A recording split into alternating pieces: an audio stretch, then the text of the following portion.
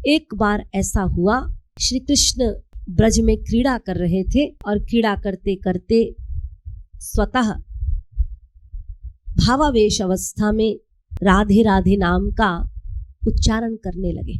तो उस उच्चारण से इतने तन्मय हो गए कि एक दिव्य अलौकिक संगीत पैदा हो गया।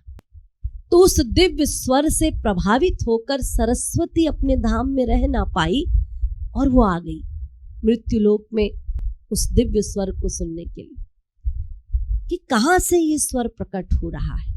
तो जब आई, स्वर सुना, तो जो ये बोल रहा है उसको देखने की भी आकांक्षा हुई।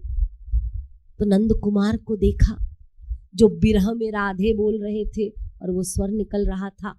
तो श्री कृष्ण को देखकर सरस्वती वहीं पर स्तब्ध होकर खड़ी हो गई, इतने सुंदर और आकर्षित हुई और प्रार्थना की सरस्वती ने कि मुझे दासी रूप में ग्रहण कर लीजिए। तो श्री कृष्ण ने तिरस्कृत कर दिया।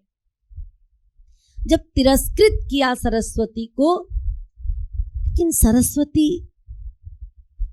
उसमें वो बात नहीं कि तिरस्कृत कर दिया तो मूड ऑफ हो गया।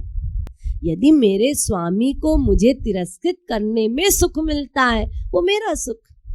तो तिरस्कृत किया, जब तिरस्कृत किया तो वो वहीं जड़ हो गई।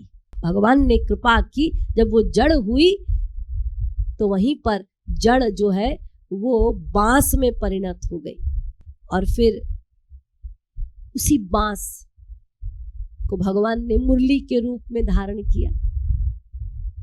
यानी सुख देंगे, तरीका छेड़छाड़ जो भी हो, वक्रता जो भी हो उनके प्रेम में, देखिए कैसी वक्रता है। प्रेम देना चाहते हैं, कितना छेड़ रहे हैं। वो आई है, मेरे को दासी बना लो, दासी भी बनाना चाहते हैं, सीधे सीधे नहीं। उस सरस्वती रूपी बांसुरी से सारी गोपियां अभिमान करती हैं। हम सुख पाना चाहते हैं, हम तरसते हैं, तू सदा उनके अधरों से लगी रहती।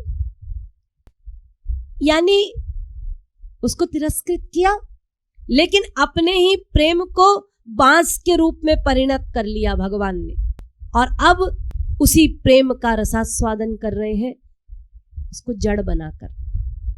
यानी मुरली से अपने प्रेम का ही तो भोग कर रहे हैं ना।